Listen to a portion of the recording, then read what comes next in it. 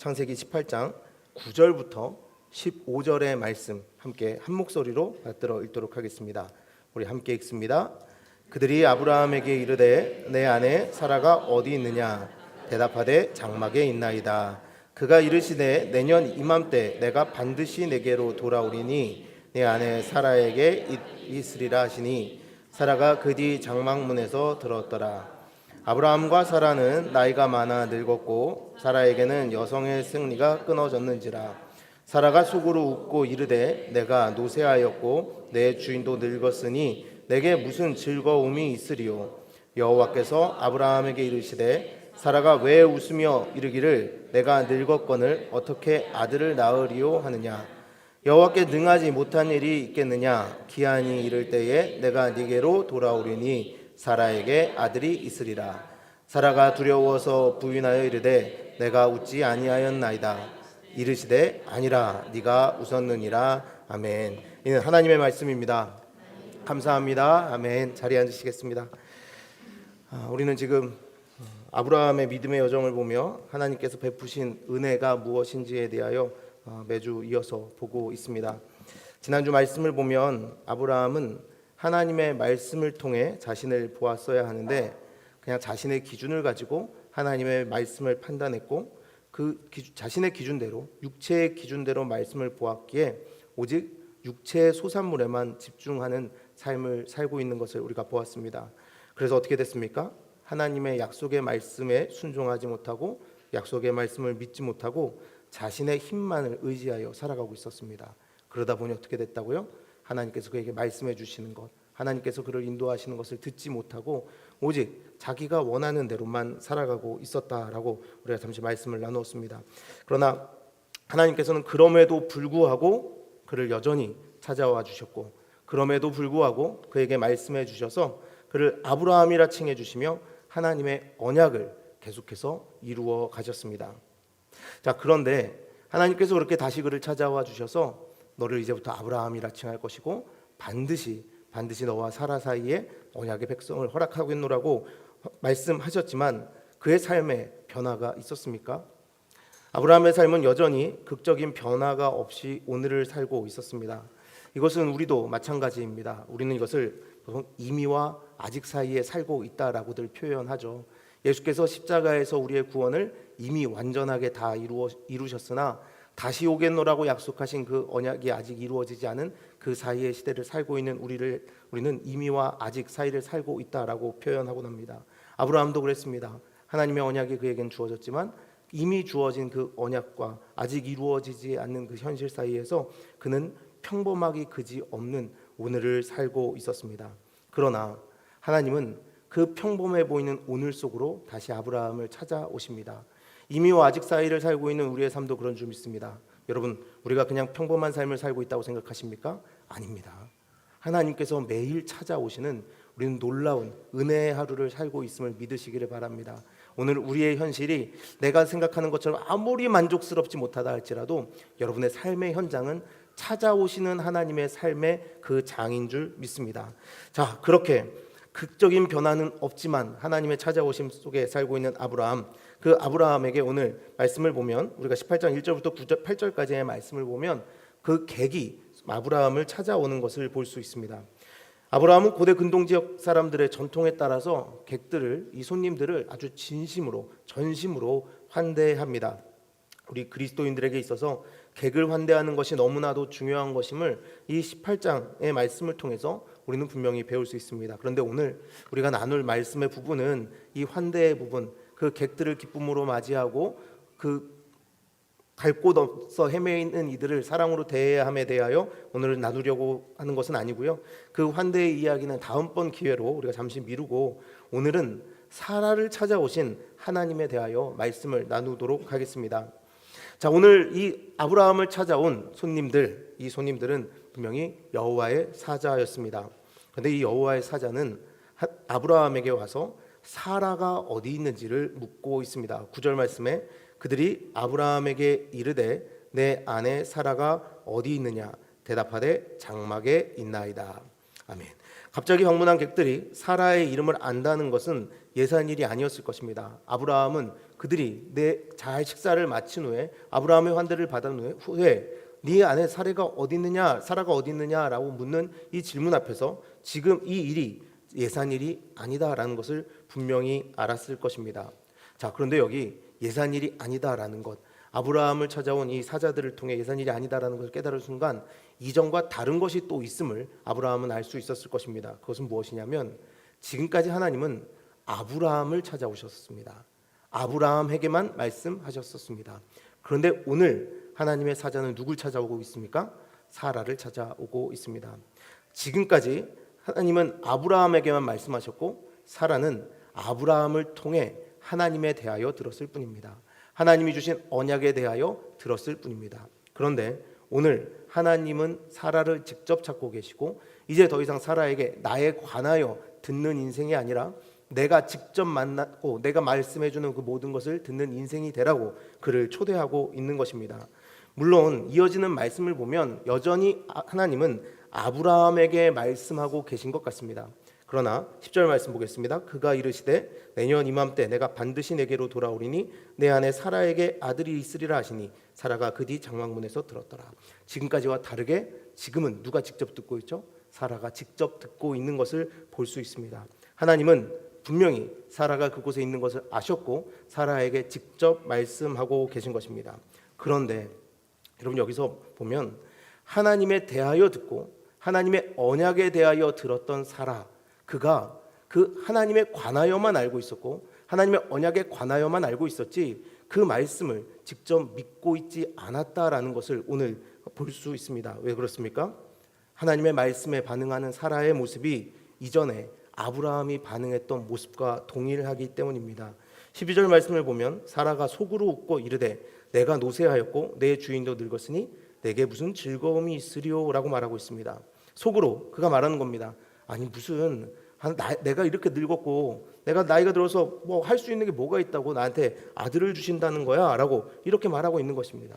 아브라함이 하나님의 이루시겠노라 하시는 언약 앞에서 웃으며 이스마엘이나 잘 살게 해주세요 했던 것처럼 사라도 지금까지 직접 하나님에 대하여 알고 하나님의 언약 앞에 서지 못했으니 하나님의 언약에 대하여 직접 듣는 순간 아브라함이 했던 것처럼 하나님의 말씀을 비웃고 있다라는 겁니다.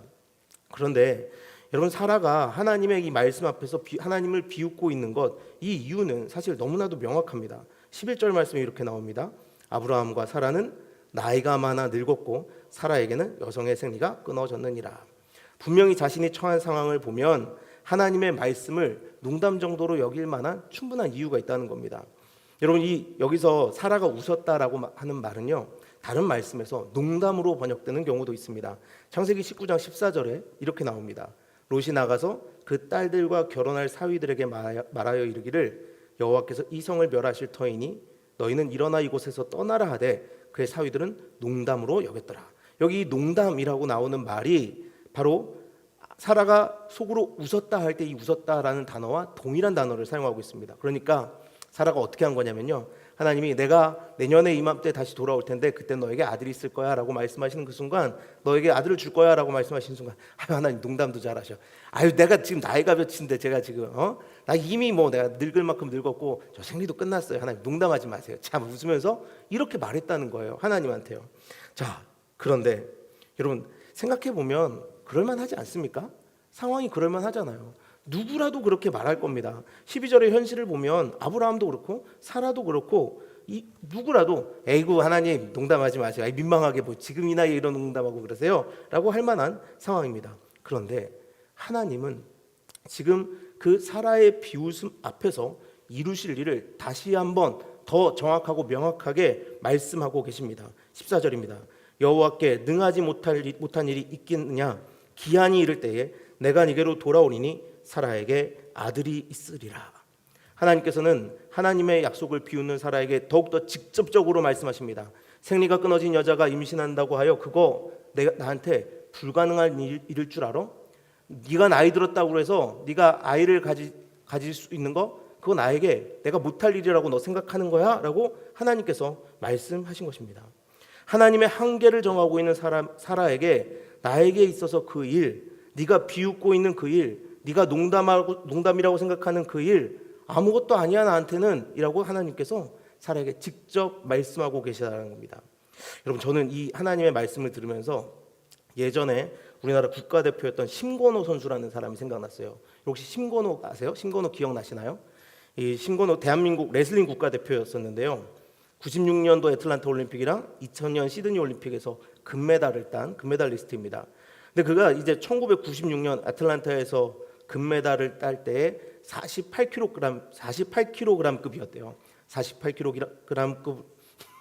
48kg급으로 올림픽에서 금메달을 땄는데, 그가 금메달을 따고 나서 이 체급이 사라져 버린 거예요. 그리고 어떻게 되냐? 바로 다 54kg급으로 올라간 거예요. 그러니까 제일 미니멈이 54kg급이 된 거예요. 그런데 여러분, 운동에서는요 그런 말이 있대요. 체급이 깡패다라는 말이 있대요. 체급이 깡패다. 절대 이 6kg의 차이를 넘어설 수가 없대요. 그래서 이 심건호의 친구들이나 심건호의 그 코치진들은 다 얘기했대요. 이제 끝난 것 같다. 이제 은퇴해라. 이제 더 이상 네가 54kg급으로 체중을 늘려서 할 수 있는 일이 없을 것이다 라고 말했다고 합니다. 그런데 오히려 그 당시 심건호 선수가 이렇게 생각했다고 해요. 들어보십시오. 제 한계가 48kg이었는데 48kg이 없어지는 순간 제 한계도 없어진 것이라고 자기는 생각했다고 합니다. 멋있죠? 그런데 여러분, 이게 끝이 아닙니다. 그리고서 2년 동안 훈련을 했는데 오직 근육만 6kg을 늘렸대요. 근육만. 근데 저희한테 우습잖아요, 사실. 한 두세 끼 잘 먹으면 뭐 6kg 우습죠. 근데 저희처럼 지방이 아니라 저처럼 지방이 아니라 오직 그 지방으로만 이런 말 할 뻔했어요. 근육으로만 6kg을 늘렸다는 거예요. 그리고 2000년 시드니 올림픽에 나가서 54kg급에서 금메달을 땄다고 합니다. 그리고 후에 이때의 심정을 그가 인터뷰에서 밝힐 적이 있는데 이렇게 말했습니다. 너희들이 뭔데 나를 논하냐? 너희들이 왜 내 한계를 정하냐? 너희들이 왜 안 된다고 하고 나를 은퇴시키려 하는지 나는 그 부분이 되게 화가 났다.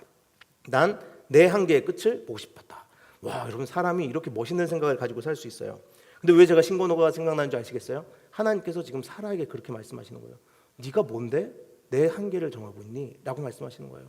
왜 내가 못할 거라고, 농담하는 거라고 네가 그걸 정하니? 라고 사라에게 하나님께서 말씀하고 계신 것입니다. 어렵다고? 이 일이? 네가 처한 이 상황이 내가 해결하지 못할 문제라고 하나님께서 사라에게 되묻고 계신 것입니다. 네가 뭔데 나의 한계를 정하느냐고 말입니다. 그런데 사람들이 참으로 이런 일을 잘 행합니다. 사람들은 내가 원하고 계획한 지금의 내가 원하는 일이 이루어지지 않는다면 뭐라고 합니까? 하나님이 틀렸다고 말하거나 하나님이 못하신다고 우리는 생각합니다. 그런데 이것이 우리의 죄의 본성임을 우리는 잊어서는 안 됩니다. 그리스 신화에 나오는 신들, 여러분 잘 아시죠? 그리스 신화에 나오는 신들 어떻습니까? 다 능력은 있잖아요. 다 하나씩 능력은 가졌어요. 그런데 보면 좀 어때요? 뭔가 모자라요. 인격적으로도 모자라고 뭔가 부족한 결함들을 가지고 있습니다. 이게 사람보다 더 악하기도 하고 이상한 신들이 그리스 로마의 신화에 나옵니다. 왜 그렇습니까? 왜 그리스 로마에 나오는 신들은 그렇게 하나씩 부족합니까? 바로 인간의 상상 속에 존재하는 신들이기 때문입니다. 인간이 만들어 놓은 신, 그 인간이 규정한 신은 그렇게 결함이 있을 수밖에 없습니다. 왜냐하면 인간의 한계 속에서 만들어진 신이니까요. 그런데 우리가 하나님을 어떻게 만들고 있습니까? 바로 그리스 로마 신화에 나오는 그 신처럼 우리의 생각의 한계 속에 하나님을 가둬놓고 에휴, 하나님은 54kg급에서 결코 금메달을 따실 수 없어 라고 말하는 것이죠. 근데 하나님께서 우리에게 뭐라고 하십니까? 네가 뭔데 내 한계를 정해? 라고 말씀하시는 겁니다. 근데 여러분, 사람도요 해내잖아요. 근데 하나님이 못하실 거라고 여러분 생각하세요? 아니요. 하나님은 우리의 편협한 생각 속에서 일하시는 분이 아닙니다. 우리의 편협한 생각 속에 갇혀 계신 분이 아니라는 겁니다. 하지만 여전히 우리는 우리가 창조한 하나님의 형상을 가지고 이것이 하나님이야 라고 말하곤 하죠. 그러다 보니 어떤 일이 생깁니까? 교리를 잘 아는 사람들은 하나님을 교리에 둘러싸인 하나님으로 소유하기도 합니다. 그리고 어떤 이들은 책에 갇혀서 내가 가진 지식으로 하나님을 소유하기도 합니다. 또 어떤 이들은 제도에 갇혀서 하나님을 소유하기도 합니다. 또 어떤 이들은 평생 살아온 그 경험 속에서 하나님을 소유합니다. 그리고 내가 소유한 그 하나님을 통해서 이것만이 하나님이고 이렇게 해야만 하나님이 될 수 있다라고 생각하며 살아갑니다. 그러나 여러분, 하나님이 우리의 생각 속에서 우리의 소유가 되시는 분이십니까? 내가 교리를 많이 안다고 해서 그 교리 속에 갇혀서 하나님이 일하시는 분이십니까? 내가 지식을 많이 가졌다고 해서 내 지식 속에서 한계 지어져서 나의 소유가 돼서 나의 뜻대로 움직이시는 분이 하나님이십니까? 내 경험 속에서 내 경험대로 움직이시는 그분이 이 세상을 창조하신 하나님이십니까? 아닙니다. 하나님은 우리의 모든 생각의 영역, 경험의 영역, 우리가 가진 그 어떤 지식의 영역 밖에서도 일하실 수 있는 분이시고 그렇게 일하고 계십니다. 그래서 우리는 하나님을 소유하는 자들이 되어서는 안 됩니다. 어떻게 되어야 합니까? 하나님의 소유된 백성이 되어야 하는 것입니다. 그래서 베드로전서 2장 9절은 이렇게 이야기합니다. 그러나 너희는 택하신 족속이요 왕 같은 제사장들이요 거룩한 나라요 그의 소유가 된 백성이니 이는 너희를 어두운 데서 불러내어 그의 기이한 빛에 들어가게 하신 이의 아름다운 덕을 선포하게 하려 하심이라. 하나님을 소유한 백성이 아니라 하나님의 소유된 백성으로서 하나님께 신뢰와 맡김으로 기다리며 이 인생을 살아가야 한다라고 말하는 것입니다. 여러분, 그래서 보십시오. 그 결과는 어떻습니까? 사라가 하나님을 비웃었지만 하나님 농담도 참 하고 말하면서 하나님을 그렇게 부정했지만 하나님의 때에 결코 불가능할 것 같았던 아들을 사라는 가지게 됩니다. 여러분, 그런데 이게 거기서 끝이 아닙니다. 아들 하나 가졌다고 거기서 끝이 아닙니다. 하나님께서 이 일을 통하여 이루시는 그 역사가 얼마나 대단한지 우리는 보아야 합니다. 갈라디아서 3장 16절 말씀을 볼까요? 갈라디아서 3장 16절엔 이렇게 되어 있습니다. 이 약속들은 아브라함과 그 자손에게 말씀하신 것인데 여럿을 가리켜 그 자손들이라 하지 아니하시고 오직 한 사람을 가리켜 내 자손이라 하셨으니 곧 그리스도라. 아멘. 여러분, 하나님께서 사라를 통하여 그 아들을 주신 그때에 어디까지 보았다고 말씀하십니까? 바로 예수 그리스도. 우리를 구원하실 예수 그리스도가 이 땅에 오심까지 이미 그 언약을 통하여 다 이루실 것을 예비하고 우리를 위하여 준비해 두셨다라는 겁니다. 그런데 사라는 뭐만 보고 있었어요? 나 아들 하나. 근데 심지어 그 아들 하나도 믿지 못하고 하나님은 못하십니다. 하나님 이미 내가 상황이 안 되기 때문에 내가 준비가 되어 있지 않기 때문에 하나님은 못하십니다라고 말하고 있었던 것입니다. 그러나 하나님은 그 아들 하나에서 멈추지 아니하시고 모든 인류를 구원에 이르게 할 예수 그리스도의 이 땅에 오심을 그때부터 이미 다 준비하고 이루고 계셨던 것입니다. 하나님께서는 사라를 통하여 예수 그리스도의 길을 열고 계셨습니다. 그리고 그 길에서 우리를 구원하여 주셨습니다. 이렇듯 하나님에게는 능치 못한 것이 없습니다. 아무리 나이가 들고 그래서 기력이 다했다 하더라도 하나님께서 하시겠노라고 하신다면 그 일은 이루어지는 겁니다. 요즘 저희 그 젊은 집사님들과 저희 가족들 얘기하면서 그런 얘기해요. 언제 둘째 날 거예요? 언제 셋째 날 거예요? 뭐 이런 얘기들 해요. 저희한테도 뭐 셋째 놓으라고 그러면 제가 나이가 50이다 됐는데 무슨 셋째예요? 먼저 놓으시면 제가 놀게요. 그랬더니 저희 집사님 중에 한 분이 이제 수술을 하신 분이 계세요. 그래서 맨날 그래요. 성령님의 은혜, 성령님의 역사 아니면 애기 못 낳는다고 그런 얘기 하세요. 근데 제가 그러죠. 왜 역사 안 하실 거라고 생각해요? 하나님이 정말 능치 못하신 일이 없으신 분인데 하나님이 그러실 수 있잖아요. 여러분 아멘. 네, 꼭 셋째. 네. 여러분 기도해 주세요. 셋째 생기게.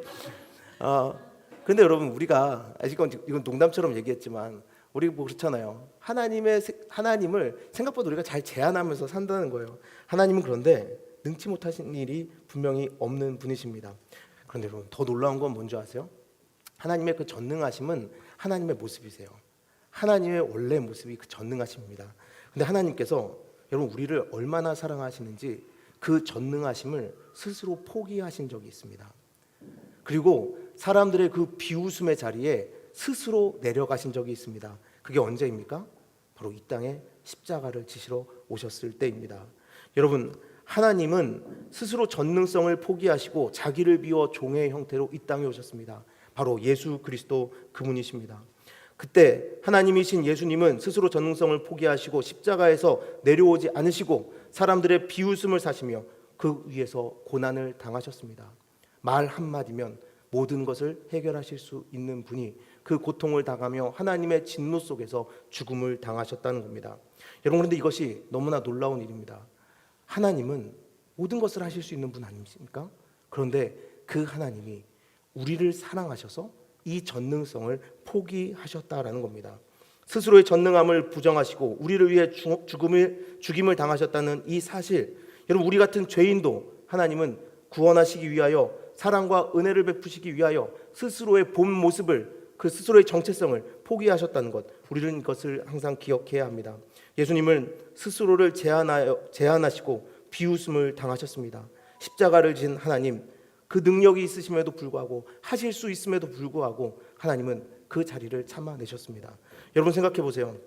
못해서 안 하는 거랑 할 수 있는데 참는 거랑 뭐가 어려울까요? 십자가에서 우리 십자가를 누가 못 박았는데 우리 뭐라 그래요? 야, 내가 참는다 그러면 뭐예요?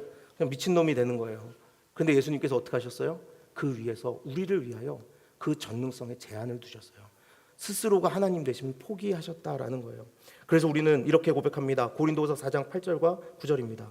우리가 사방으로 우겨쌈을 당하여도 쌓이지 아니하며, 답답한 일을 당하여도 낙심하지 아니하며, 박해를 받아도 버림받지 아니하며, 거꾸러뜨림을 당하여도 망하지 아니하고, 어떤 일이 있더라도 이 하나님의 사랑이 우리를 붙잡고 있기 때문에, 스스로의 그 전능성마저도 포기하고 사람들의 비웃음의 자리로 가신 하나님의 사랑이 있기 때문에 우리는 능히 하나님의 자녀로서 오늘을 살 수 있다라는 것입니다. 여러분은 이 하나님의 사랑을 믿으십니까? 그런데 어찌 오늘 우리가 생각하는 한계 속에서 하나님을 가두어 두고 살고 계십니까? 여러분, 우리는 사라의 모습을 보며, 하나님을 비웃었던 그 사라의 모습을 보며, 아유, 어떻게 하나님을 비웃어? 어떻게 하나님한테 하나님 참 농담도 이런 말을 할 수 있어? 라고 생각하지만 사실 우리도 그렇게 행할 때가 참으로도 많습니다. 하나님이, 여러분, 우리가 겪는 일로 우리가 좌절해버리는 인생이 되도록 우리를 내버려 두고 계십니까? 아닙니다. 하나님은 우리를 그렇게 초라하게 만들지 않으셨습니다. 무엇으로 증명하셨습니까? 방금 말씀드린 십자가로 그것을 증명하셨습니다. 하나님의 아들이 그 전능함을 포기하고 십자가에서 피를 흘리셔야 할 만큼 우리를 귀중한 존재로 하나님은 높여주셨다는 겁니다.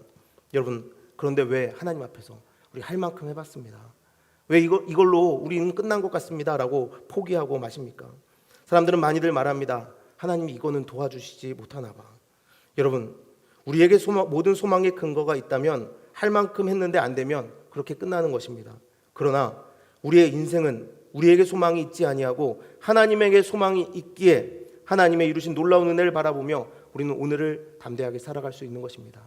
하나님께서 십자가에서 우리를 위하여 생명을 내어주셨기에 우리는 승리의 삶을 살아가는 것입니다. 사랑하는 여러분, 생각해보면 우리가 점차 신앙생활을 길게 하고 나이가 들어가면서 무엇을 준비하는지 잘 생각해보면 사람들은 죽음의 한계를 준비하며 살아갑니다. 요즘 그런 말들 하잖아요. 잘 사는 만큼 잘 죽는 것도 준비해야 된다. 예, 맞습니다. 잘 죽는 것 준비해야 되는 거 맞죠. 그런데 우리 그리스도인들은 거기서 끝나면 안 됩니다. 여러분, 잘 죽는 거 그렇게 끝나는 게 아닙니다. 우리는 무엇을 준비해야 합니까? 우리는 부활의 날을 준비하며 살아가야 됩니다. 우리는 예수 그리스도 다시 만나는 날을 준비하며 살아가야 합니다. 그냥 이 땅의 삶 속에서 이렇게 초라하게 끝나는 것인가 좌절하고 그냥 죽음을 기다리며 죽음을 향하여 달려가는 인생으로 끝나는 것이 아니라, 우리의 인생에 예수 그리스도의 십자가의 그 보혈의 가능성을 담으신 하나님을 만날 그날을 기대하며 부활의 날을 준비하며 살아가야 한다는 것입니다. 이미 예수 그리스도와 함께 죽었고 부활의 날을 살아가고 있는 우리 하나님의 자녀답게 살아가는 오늘을 살아가야 한다는 것입니다. 그런데 여전히 우리는 이 땅에 썩어질 것에 매여 있거나 아니면 모든 것을 포기해버리고 죽을 그날만을 기다리며 살아가는 인생이 되어버리고 말았습니다. 사랑과 은혜에 대한 감사와 경이로움은 어디로 갔습니까? 우리를 구원하신 예수 그리스도의 그 십자가의 보혈의 능력은 우리의 삶에서 어떤 작용을 하고 있습니까? 만약 그것을 잃고 오늘을 살아가고 있었다면, 그래서 하나님이 이루신 구원을 비웃고 살아가는 자들과 함께 무리지어 우리 살아가고 있었다면, 이제 우리에게 가능성을 두었던 그 모든 마음을 십자가 앞에서 내려놓고 우리의 인생에 대한 가능성을 하나님께 두는 우리 모두가 되어야 할 줄 믿습니다. 하나님은 지금 한계 지어진 우리 생각 속에서 누리는 이 순간의 복을 넘어 더 놀라운 일을 준비하고 계십니다.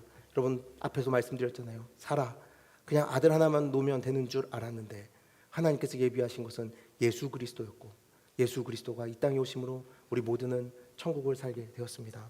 하나님은 지금 여러분의 인생에도 그 계획을 이루어가고 계십니다. 눈앞에 보이는 하나님 이거 왜 안 이루어져요? 왜 이거 안 이루어져요? 이거 지금이어야 돼요 라고 말하는 우리에게 기다려. 왜 네가 나를 한계 짓느냐? 내가 한계 지어지지 않는 이상 너희도 영원한 하나님 나라, 한계 지어지지 아니하는 영원한 하나님 나라의 백성으로서 오늘을 살게 될 것이니 오늘 나와 함께 살자 말씀하시는 그 하나님을 여러분 누리시기를 바랍니다.